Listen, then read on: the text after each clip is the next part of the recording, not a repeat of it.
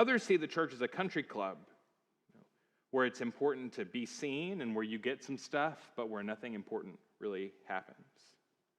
But that wouldn't explain why Jesus said to his first church that they needed to wait until they received power from on high.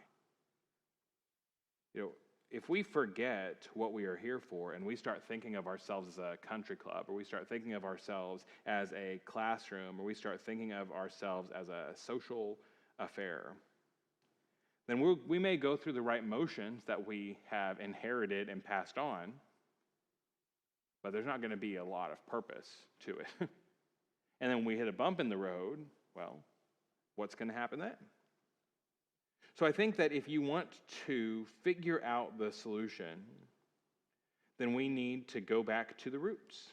We've got to go to the nursing home and go see great-grandma and say, why do we cut the ends off the roast? Why is this here in the first place? And so that's what I think is beautiful about the book of Acts, is that we get the chance to dig deep in the very first things the apostles did and why they did it when they were helping build the legacy that we carry on. So this morning we are going to look in Acts chapter 2, the story of Pentecost.